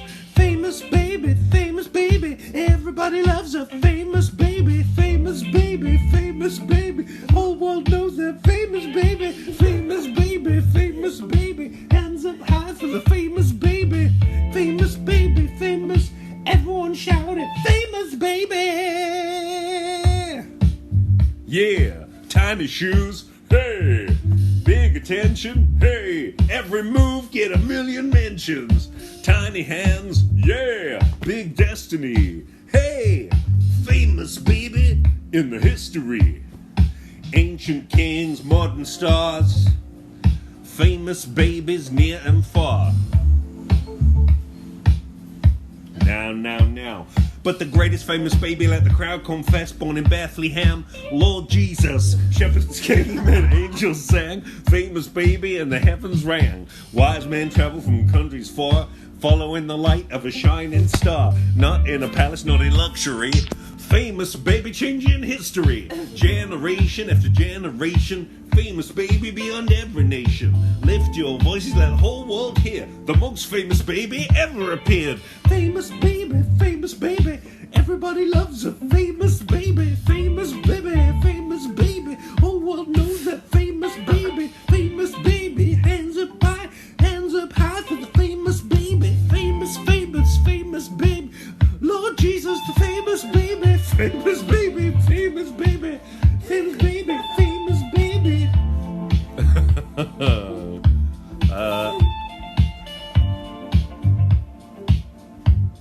Give it up for the famous baby. Wheel up the rhythm, turn up the sound. Famous baby energy all around. From the olden days to the new generation. Babies in a history, worldwide sensation. Moses in a basket, float down the Nile. Famous baby story make everybody smile. King Tut in Egypt, go upon the scene. Little young pharaoh, royal and clean. Lindbergh baby, name travel far. Everybody know about the little star. Royal baby wave when the cameras flash. Famous baby moments moving fast. Prince George, Charlotte, Louis in the line. Famous baby spotlight, everybody shine. Blue ivy step out, crowd start brave. Famous baby name that people save. But hear me now when the story complete. Bethlehem baby made the whole world repeat. Born in a manger light from above. Lord Jesus, famous baby, name full of love. Famous baby, hey, famous baby, hey. Turn up the bass for the famous baby. Famous baby, hey. The bass for the famous babe. Famous baby, famous baby. Everybody loves a famous baby. Famous baby, famous baby. Who all knows that famous baby? Famous baby, famous baby. Hands up high for the famous baby. Famous baby, famous baby. Lord Jesus, the famous baby. The most famous baby. Give it up for all the famous babies.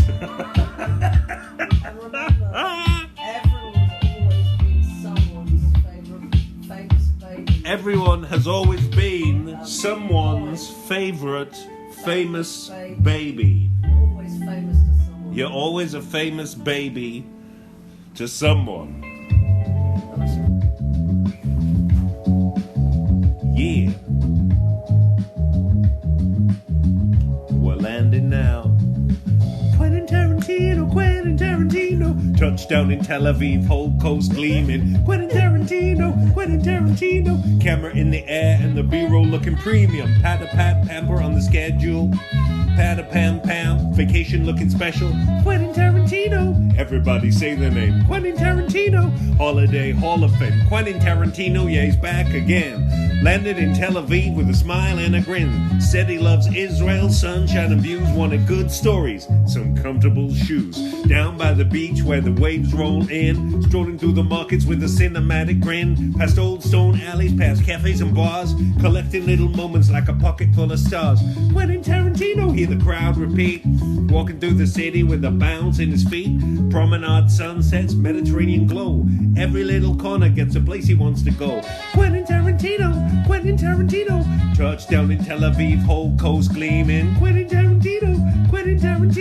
Camera in the air, the B-roll looking premium. Started at the port, watched the fishing boat sway. Then he hit the beach for a bright blue day.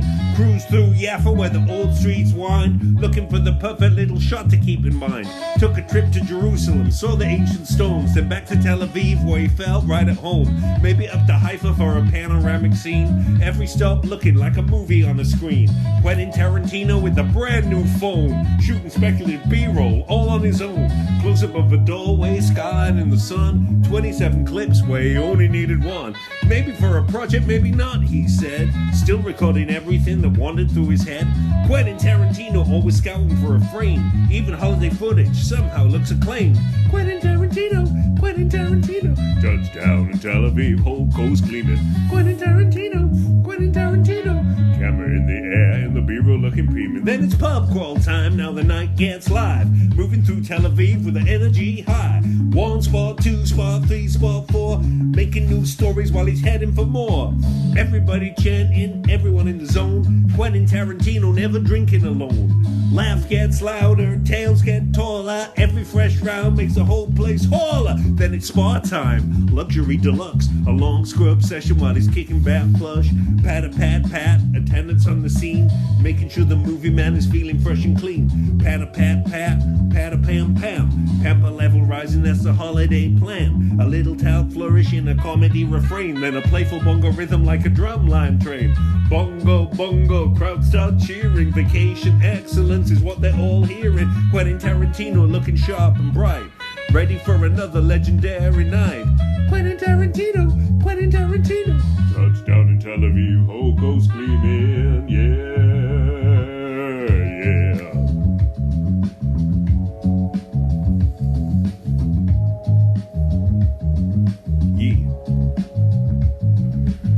Come on. Give it up.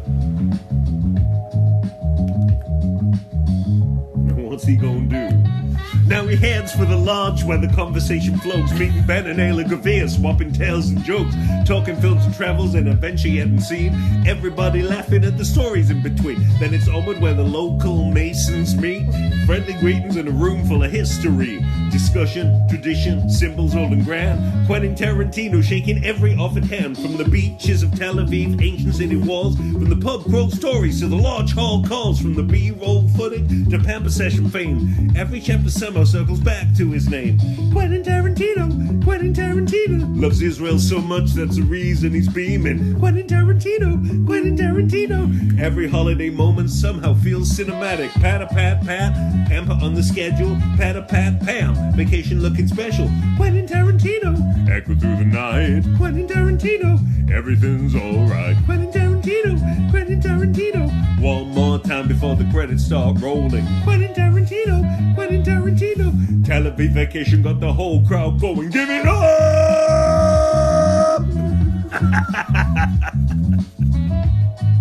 Yeah.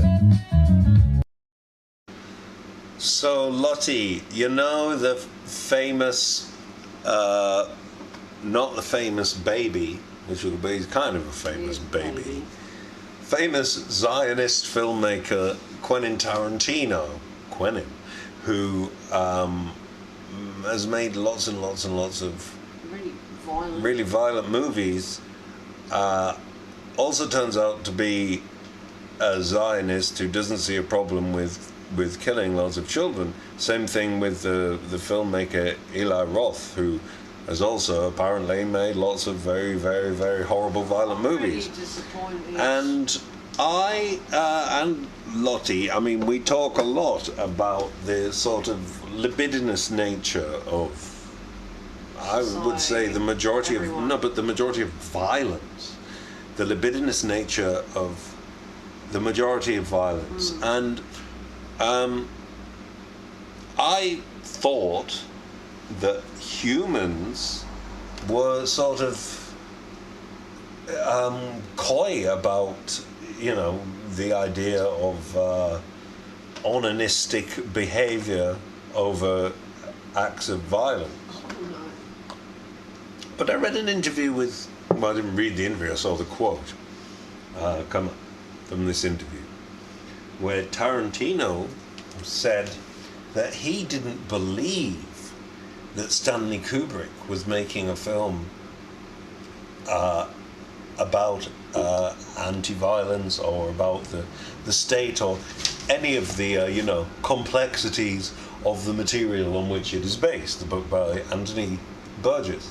And Tarantino implied that he thought that Stanley Kubrick was sexually aroused the whole time, which implies while he was making Clockwork Orange.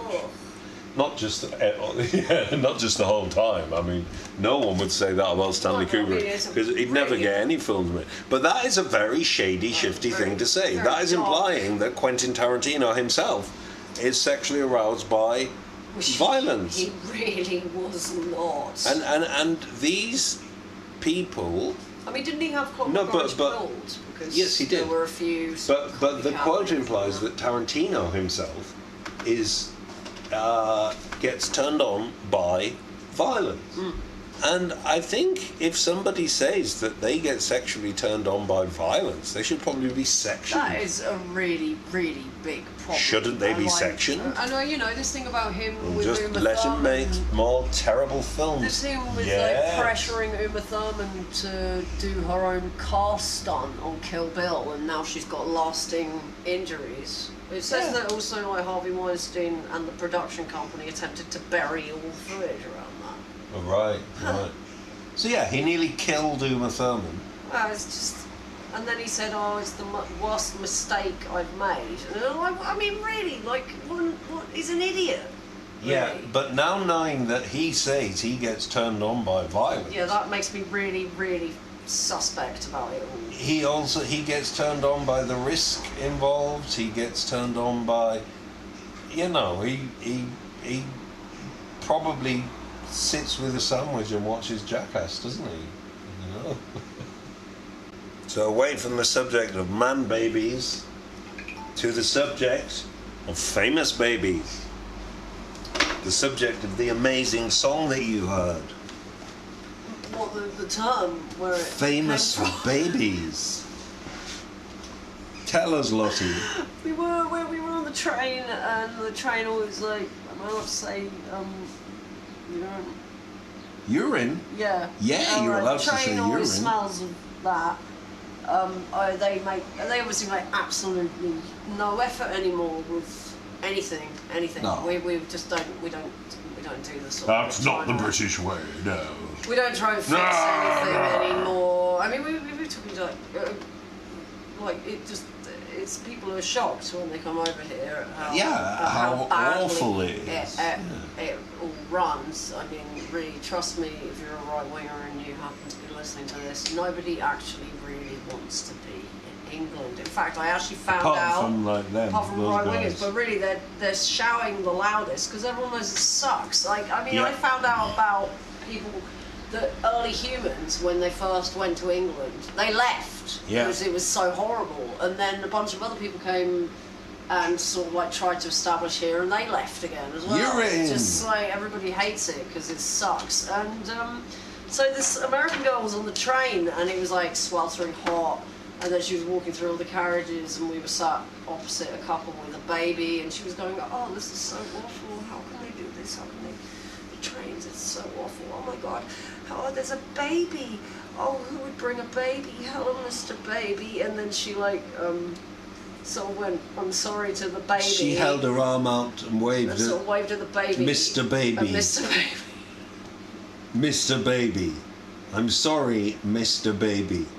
And She said, poor Mr. Baby. Poor Mr. Baby. I mean, yeah, poor Mr. Baby. Yeah, we hadn't realised until that moment in time, because I've been on trains and accidentally ended up in carriages with all sorts of celebrities, Jon Snow, Chris Evans, and I didn't realise until that moment, nor did Lottie, that we were sharing a compartment with the world's most famous baby, Mr. Baby. Yeah, and then it was back in the days when we drank alcohol, and we were a little bit tiddly, and I'm afraid that on this packed train in 27-degree heat or something, Mr. Baby, I was awestruck at being on the train with such a famous baby that in fact famous baby. The parents of Mr. Baby actually took turns stepping out of the carriage so as to avoid listening to us talking about being amazed to be in the standard class with Mr. Baby. Because Mr. Baby's so famous, you would have thought Mr. Baby would have gone first class, but I guess that's congestion. There's not really much point in it. You just get a blue seat. It's it's really expensive, but you're pretty much just getting a blue seat. Is it a blue seat or a red seat? Oh, it's a blue. Okay, it depends, the one doesn't that it? like It goes depends. down to the island. That I don't really get the first class thing there at all, because you literally just get a blue seat. There's no real difference. I've seen some first class ones that have a kind of luxury purple seating, purple and kind of black. That's what you're paying for. You're paying for first class. You're paying for colour composition, and that one with its sort of black leather seats and the sort of purple things adorning it. What do those chairs look like? It looks like a mason. Looks like a mason, doesn't it? So you can have like Masonic objects, because of course we know that Leibniz, the famous philosopher around the same time as like Spinoza and Newton and that, he wasn't a Mason, but he died on the, what was it? It was like the anniversary. He died on the day when the first Mason Lodge was founded. So Leibniz died and was reincarnated as a lodge. Yeah, Jason Jorjani, So, you didn't know that, did you? You didn't know that. I'm going to put that in my science. Yeah, I'm gonna put that in my book of made up book. my book of true facts. To quote Jason Jorjani on his Twitter feed, my book of true facts as opposed to untrue facts. Yeah, Jason Jorjani. Russellian paradox, the liar one. The what? The liar paradox. Oh yeah. It's hot, listeners. It's hot. It's hot. Like, you got to stop burning all the petrol. You have to stop. Whatever you're doing that might be contributing to this, don't do it if you don't need to. Like, we've got to stop this, and it isn't just the billionaires. No. Is it? And I know that everyone's sort of like, why are you bothering talking about this random sort of UFO thing? But the fact is, like, anything that happens shows the sort of, like, so a film or something, or a narrative written now shows the mentality behind the society that hatched the narrative. So the narrative going on in all different factions of society is that no, the thing that looks like it's happening isn't actually the thing that's happening, and it's something else that's hidden. So, like, this is all. I just think there's that Zizek Living in the End Times book, which is like you're going through the stages of grief, but now we live in like sort of just this completely insane time, and everyone's just sort of screaming in denial all the time. But it is really, really bad, and you have got to stop doing the things that you're doing that are contributing to it. You have to stop being mean. Stop being mean. Like, yeah, Jason Jorjani. I just, like, animals are the same as us. They have fashion trends. Whales put on hats. Like, Turns out whales have a yeah. more complex language than we do. I think we were talking about that yesterday, weren't we? Yeah. Like, the whales speak, and one of them, their language is more akin to one of our really complex languages. And they have different dialects within their language. So they have different languages within the language. Every time, and whales are evolved into cows.